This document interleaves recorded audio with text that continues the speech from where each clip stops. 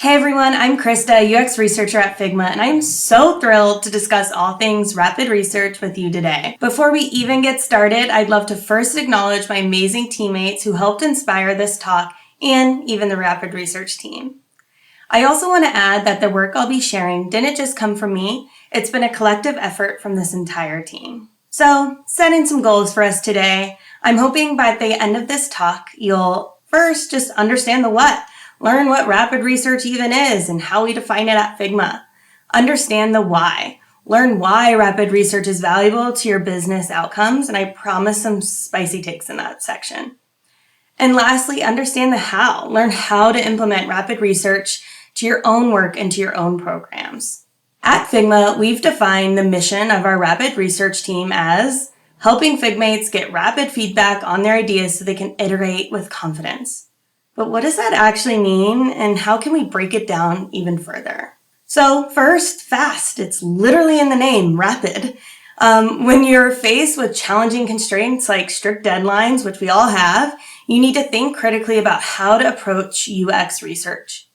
Rapid research is a great framework to help you work faster and smarter to turn research insights into actionable decisions, where you're essentially creating a framework to accumulate quick feedback through small research wins to execute on designs more quickly than traditional user research. And second, it's tactical and more evaluative. We can help provide insights after the product team has already clearly defined the problem space. We offer executional work that helps teams converge on their solution while developing and/or getting ready to deliver their amazing feature to their target audience. And to visualize this, I'm a big double diamond gal, so let's take a look. When we talk about rapid research, we're very much focused and scoped in this delivery phase of the double diamond. We help teams refine their solution by learning how usable the product is and take those learnings to make improvements so the product is more intuitive. Something I've iterated on constantly is framing up the scope of what we can and can't provide for our internal teams as a rapid research team. And so we have found it's best to use rapid research to, 1, collect focused and impactful insights, quick answers that will have a measurable impact. I often refer to these as go-dos, a synthesis of usability pain points that should just be fixed. Second, provide direction by gathering preliminary bite-sized research to make a decision on one path versus another. And lastly, to unblock other researchers to work on more generative research, and we'll dive into that a little bit more. We've also learned that you should skip using rapid research if it has a bigger scope, when the research requires deeper analysis and even more time to get teams clarified on what it actually all means. Second, inconclusive outcomes, when the research insights lead to more questions rather than an actionable path forward. And lastly, they lack organizational support, so when the research doesn't directly ladder up to a company priority. The biggest thing to remember when deciding to use rapid research or not is considering that the type of insight you'll get back based on your research questions. It should be focus and scope and provide you with an exact direction versus leading your team to answer even more questions. All right, so what's the actual value in all of this type of research? Well, throughout my career, I've heard and learned that usability testing is low-level research and doesn't make a big impact. And for my spicy section for you all today, that is very false. Before starting the rapid research at Figma, I often felt like an outsider for loving doing usability testing because I would directly see my insights being acted on and shipped literally either the next week. Sometimes I would see it the next day after my insights were delivered. There's also this notion in our industry that these big, juicy, strategic questions to answer make the biggest splash in your business. However, in practice, those juicy, strategic questions are often not really strategic. They're often focused in the middle of the double diamond and are really double-clicking on concepts rather than truly future thinking. And as I was working on the structure of our rapid research team, I came across this very spicy article by Judd Atten, where Judd basically described how there are 3 main types of research that typically happen. 1, macro research, which is strategic in nature, is business first, it's future thinking. It provides really concrete frameworks that guide macro business decisions throughout your entire company. Then there are these like middle range research, and this is focused on user understanding and product development. And lastly is this micro research, where my eyes started to glisten when I started to read about this, is it's closer to technical usability and detailed interaction development. And when I read this, I realized how much it directly maps onto the double diamond focus areas for our rapid research team at Figma that I had laid out. And by having a dedicated team focused on those micro research, we can better unlock our embedded researchers to focus more on those macro research questions. And this is a win-win for our team and company to deliver both the long-term thinking and decisions for our company, as well as immediate usability fixes that will increase adoption and reduce churn. But you might still be wondering, but how does micro research or rapid research really impact the business? The devil is always in the details, or one of my favorite designers that I got to work with in the start of my career would always tell me, Christa, it's death by 1,000 paper cuts, and that's why you don't see people returning to your product after just 2 seconds of being in it. And really, the truth is, many product teams think they're great at usability, but it's extremely difficult to live and breathe and dog food your own product without developing severe blind spot bias. I think even with the notion of, research, usability research is more low level, a lot of designers will come to me and say, oh, but you don't have time for those types of questions. So there's even a bias within our whole industry that we shouldn't spend time on those. Second, rapid research is beyond just rolling research that kind of anyone can do. It's more technical and specialized. It's uncovering methodologies to test the actual micro interactions of your product with your users. And lastly, low-level technical UX research isn't always sexy, but it truly does drive business value. When research makes a product more usable and accessible, engagement inherently goes up and churn rates will start to crumble. Companies need that for their bottom line, and users in the end get a better product to use. So it's a win-win overall. So my ask for you, my pledge to you, or my pledge I hope you do for me moving forward, is to start small and begin just carving out time each quarter to picking areas of your product to usability test and or test new features or products you might be having up the pipeline. And even better, spend time understanding what tools and methods you need to add to your tool belt to conduct this type of research.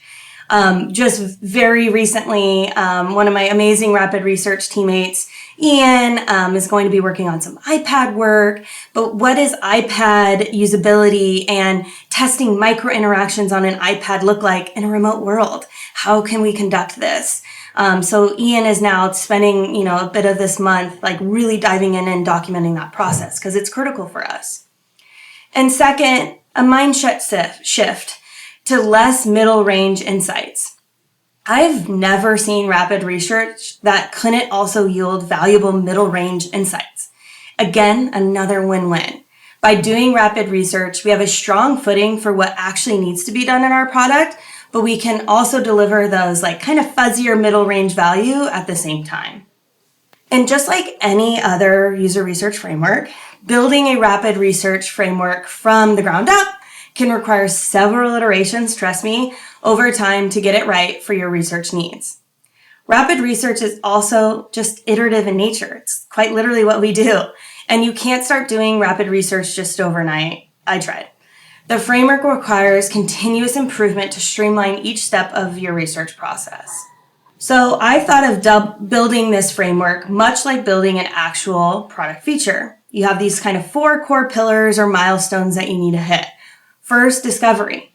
When you're in this phase, you should focus on assessing your team, putting out some feelers, and begin to build out that socialization plan. Second, you'll need to be ready to start creating your processes, but don't get too attached to those. You'll always be iterating on those. Third, as you start to and continue to build upon your projects, you'll start to notice some process improvement, which will be important to continuing to move fast and efficient through. Create those templates, and I'll show you some of my favorites. And lastly, deliver. You'll continue to deliver good work, all while experimenting and iterating. I wonder how many times I've said iterating in this, but it's so important. So let's dive in a little bit more. The first step when deciding to start a rapid research program is to first assess your team. Begin with mapping out your research roadmaps each quarter in order to determine any pitfalls you have in your research. Where are you lacking? What insights could better help if done by a rapid research team? This will help you decide where and how to focus your attention. Second, put out some feelers. Identify key stakeholders, cross-functional cheerleaders, most important, people who might give the most pushback, and resources that can dedicate to your rapid research function. And lastly, it's time to hit the road and go on a little road show. Share how rapid research can be a valuable tool as it enables them to make more informed product decisions. Identify and solve problems early and improve the overall product development process. I really use these meetings or roadshow meetings that I had as a way to collect any type of feedback that I might have later on down the road. What are the questions that they have that I could get ahead of and answer in my documentation later?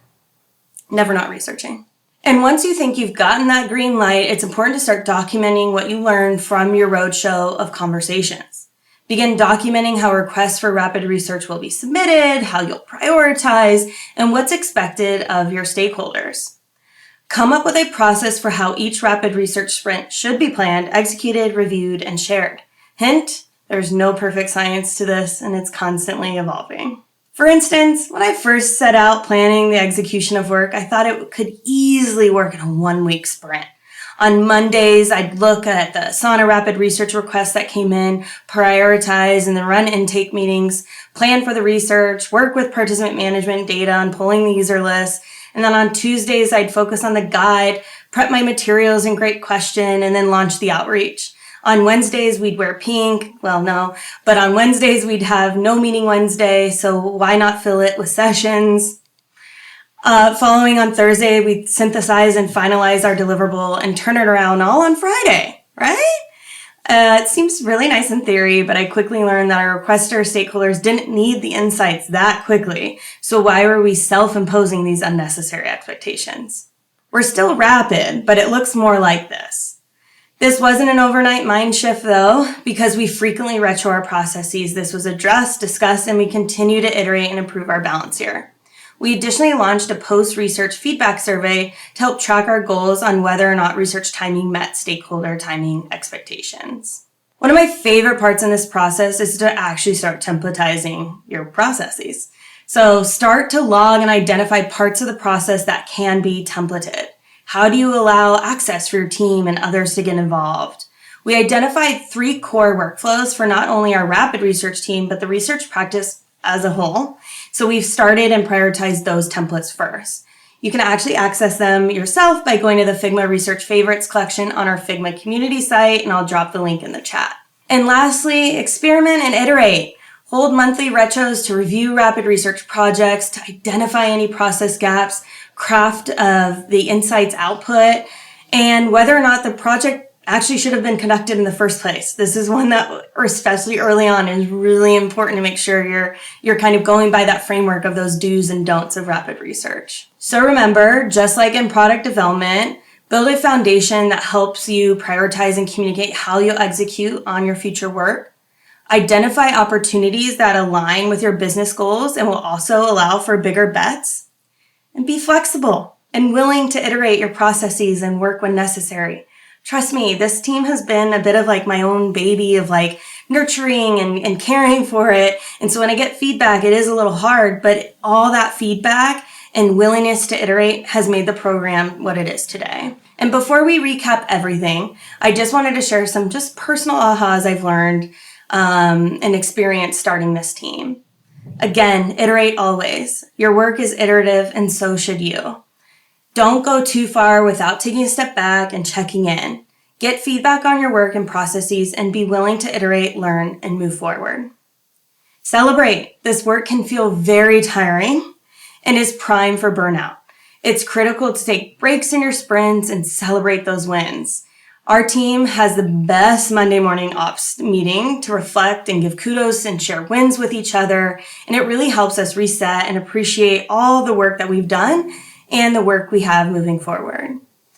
This is an area I'm still finding balance in, especially when sharing and celebrating our research findings in a manageable and productive way, because it's critical.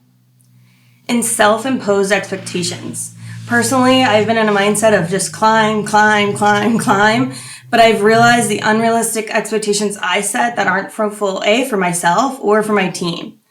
Since setting solid key results, KRs, around our objectives, it's been really eye-opening to see how we can mitigate the feeling of being rapid for the sake of being rapid. Well, that's all for me today, and I'd love to continue the conversation and connect with you all directly, so please find me on Twitter or LinkedIn, and I'll also be sharing these slides on our figma.com/community site, which I'll drop the link in the chat as well. Thank you all so much, and happy learnings.